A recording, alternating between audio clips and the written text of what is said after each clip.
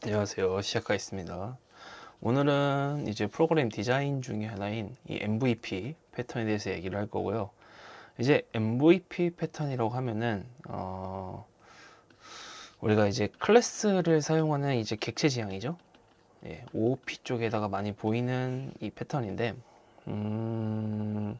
이 패턴이 PLC에서도 충분히 접목을 해가지고 사용을 할 수가 있습니다. 그리고 우리가 알게 모르게 이제 이 MVP 패턴을 갖다 쓰기도 해요. 모델 관리할 때 많이 씁니다.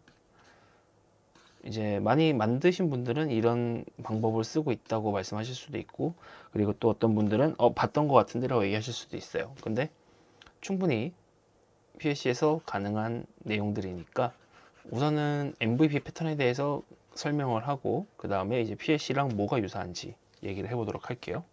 자, MVP 패턴은요, 모델, 뷰, 프레젠터의 구성을 가졌습니다. 총 3개의 구성이고요. 모델은 이 프레젠터를 통해서 뷰에 표시할 데이터를 저장하는 장소죠. 그러니까 저장소죠. 저장소 개념이에요.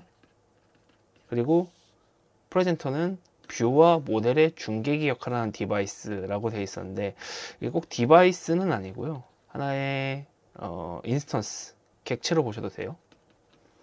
그리고 얘도 나름의 역할이 있습니다. 중간 중계기죠, 중계기. 이 뷰와 모델을 이어주는 중계기 역할이에요.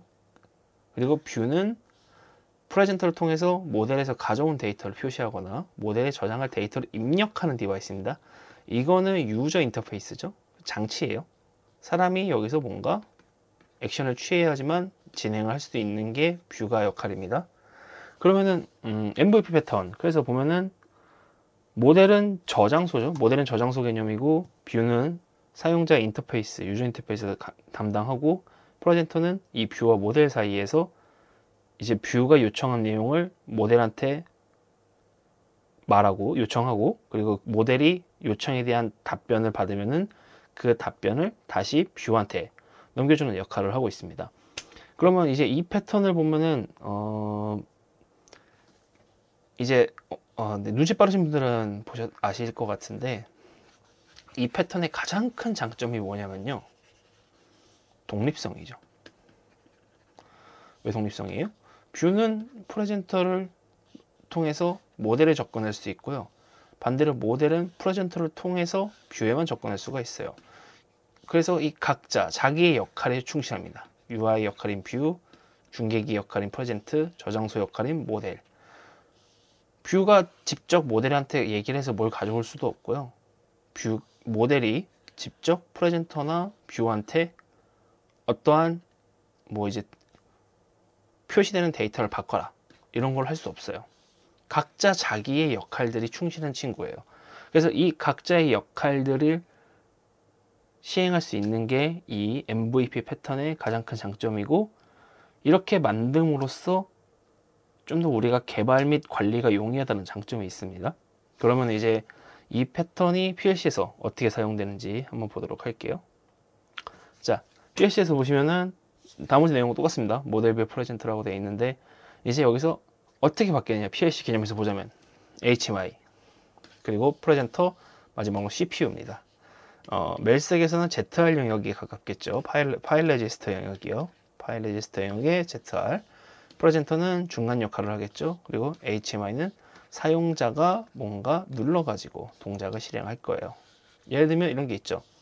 사용자가 내가 모델을 지금 10번을 쓰고 있는데 1번으로 바꾸고 싶어. 그래서 1번을 바꿔달라고 요청을 해요. 프레젠터는 그 내용을 가지고 CPU한테 날립니다.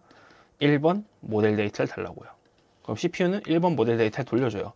그리고 프레젠터는 1번 모델 데이터 자기가 받아서 뷰가, HMI죠. HMI가 쓸 수 있게끔 만들어줍니다.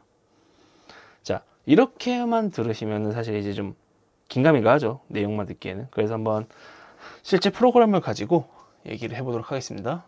먼저 모델 체인지에 대해서 만들어 놨었고요. 자, 보시면은 이건 모델 번호고요. 그 다음에 제가 ZR2만은 모델 데이터, ZR 만은 프레젠터 데이터, 그리고 뒤에 보시면 아시겠지만 ZR D1000은 뷰 데이터로 잡아놨어요. 자, 그러면 먼저 데이터를 볼까요? 지금은 자, 제가 ZR 2만에 지금 Z0이니까 1이니까 0부터 시작하겠네요. 자, ZR 2만에 1, 2, 3, 4, 5, 6을 10단위로 띄워놨어요. 자, 그리고 먼저 켜보겠습니다. 자, 진행이 됐어요. 그죠? 1이 들어가서 마이너스 0, 0 곱하기 100이니까 0이고요. 그래서 Z0은 뭐죠? 네, 0이 된 거고요. 그럼 ZR 2만부터 100개를 ZR 만으로 가져왔겠네요. 볼까요?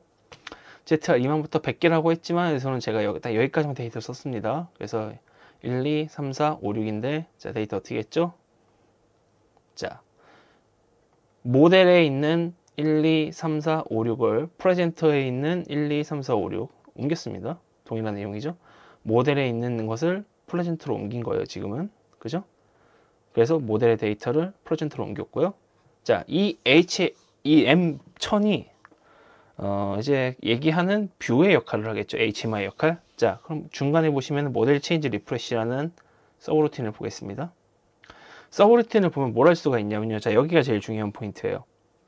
ZR 만의 내용을 D1000으로 옮겼어요. 그죠? ZR 만의 내용을 D1000으로 옮겼습니다. 그리고 20개씩 띄워가지고 데이터를 썼어요. 그래서 D1000에는 1, 2, 20에는 3, 4, D40, 1040에는 5, 6 10단위로 떨어져 있는 데이터를 모델 데이터죠. 프레젠터가 받아서 프레젠터가 이 10단위 떨어진 데이터를 뷰에다 줬는데 어떻게 줬죠? 20단위로 떨어뜨려서 줬어요. 자, 그러면 내용을 약간 지울게요.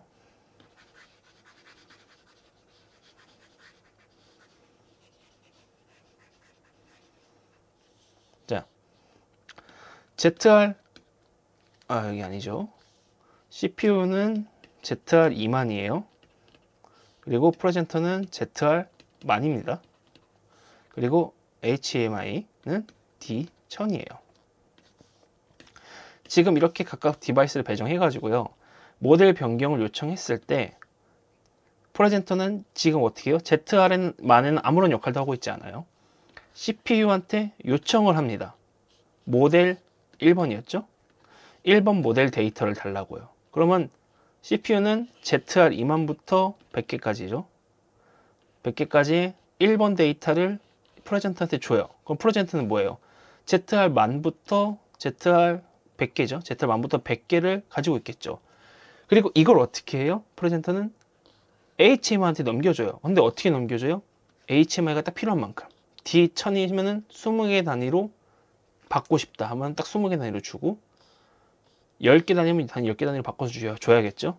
그리고 ZR 2만은 지금 100개라고 했잖아요. 근데 모델 2번이 들어오면 어떻게 돼요? 당연히 ZR 2만 100부터 시작을 하겠죠. 그럼 CPU는 지금 저장소의 공간을 충분히 하고 있고, 자, 프레젠터. 여기서 중요한 건 프레젠터죠. 프레젠터 뭐예요? 프레젠터는 ZR 만이에요. 딱 이 만부터 100개라는 공간만 쓰는 거예요. 그죠? ZR 만부터 100개만 쓰지, 이 CPU에서 ZR 2만 100부터 준다고 하더라도 프레젠터는 똑같이 만입니다. 자, 그 다음에 HMI는요. HMI도 똑같죠. D1000이에요. 이 ZR 만에 있는 데이터를 D1000부터 받을 뿐이에요.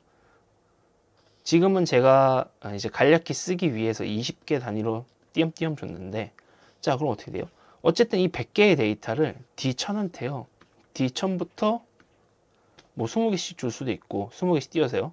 1000, 1020, 뭐 1040 줄 수도 있고, 100단위로 줄 수도 있어요. 1000, 1100, 1200. 굉장히 자유롭게 줄 수가 있습니다. 자, 그럼 여기서 이런 패턴이 왜 장점이 있느냐라고 얘기를 하면요. 프레젠터는 자기가 가진 데이터를 HMI한테 줬습니다. 자, 그럼 HMI는 지금 D1000에서 어떤 데이터를 가지고 있죠. 자, 그럼 여기서 우리가 혹은 사용자가 임의로 HMI 데이터를 바꿔요. D1000에 있는 게 1이었는데 임의로 300으로 바꿔요. 그죠? 이걸 임의로 사용자가 이 데이터를 300으로 바꿉니다. 그리고 어떠한 막 동작을 해요. 이 D1000이 예를 들어 위치 값이라고 해볼까요? 1mm 갔었는데 뭔가 테스트한다고 300mm로 보낸 거예요. 그죠? 원래는 D1000이 1이었고 D1001이 2였습니다. 여기서 사용자가 이 1000을 300으로 바꿔요. 그래서 뭐 어떤 물체를 한 300mm로 옮겨봐요. 자, 그리고 여기서 리셋을 시켜버립니다. 자, CPU에 대한 리셋을 시켜요. 그럼 어떻게 돼요? D1000은요? 다시 키면은 1번에 있는 데이터를 다시 불러오겠죠. 웬만하면 그렇게 만듭니다. 그럼 어떻게 돼요? 이때 D1000은 값이 뭐죠? 1이죠. 그죠? 아직 저장 안 했잖아요. HMI는 자기 공간에서의 동작만 시킨 거지, 이 HMI에서 값을 변경한다는 거는 프레젠터나 CPU한테 아무런 영향을 주지 못해요. 말 그대로 HMI 안에서만 일어납니다. 그리고 이 HMI가 우리가 쓰는 최종적인 위치 값이나 뭐 이런 모델 값들이 되겠죠. 그래서 이 MVP 구조가 굉장히 장점이 크다는 거예요. 왜냐면 독립적이니까 영향을 끼치지 않고, 그래서 사용자가 HMI에서 자유롭게 수정을 하고 테스트를 해서 마음에 들면은 원하는 공정 조건이 나왔어요. 그때 세이브를 하면 되죠. 그죠? 사용자가 그때 세이브를 하면은 그제서야 프레젠터의 이 값 어떻게 돼요? D1000부터 이번엔 거꾸로 가면 되죠. D1000부터 20개 단위로 ZR 만에다 넣고, 만의 값이 어떻게 돼요? 이제 프레젠터가 다시 어떻게 해요? 이번에는 데이터를 쓰겠다고 해요. 데이터를 전송하는 거죠. 그럼 CPU는 그 전송받은 데이터를 저장만 하면 되죠. 이렇게 되면은 모델을 변경한다든가, 그죠? 모델 변경, 그 다음에 모델 저장 같은 것을 자유롭게 할 수 있는 프레젠터와 CPU, 그리고 HMI가 있고요. 그리고 테스트도 HMI 내에서 자유롭게 값을 변경해서 테스트를 할 수가 있습니다. 그래서 이 프로그램, 이 모델과 프레젠터, 그죠? 지금 보시는 이 모델에서 뷰, 그 다음에 뷰가 어떤 역할을 하면은 프레젠터 데이터가 모델한테 데이터를 받아서, 그리고 이 프레젠터가 뷰한테 다시 값을 써주게 되는 거죠. 저장할 때는 거꾸로 가면 되죠. 뷰의 데이터가 프레젠터한테 가고, 그 다음에 프레젠터의 데이터가 모델 데이터 쓰면 돼요. 그러면 저장이 되는 거죠. 자, 이렇게까지 해가지고 MVP 패턴에 대해서 설명을 드렸고요. 그래서 가장 중요한 건 뭐죠? 독립성을 가지고 있다. 그리고 이 MVP 패턴이라는 건 PLC 내에서도 충분히 어떠한 구조를 가지고 쓸 수가 있다. 그리고 이러한 구조를 가지고 쓸 수가 있는 MVP 패턴은 PLC 내에서도 우리가 알게 모르게 많이 쓰고 있다. 자, 그럼 오늘은 여기까지 하겠습니다. 고생하셨습니다.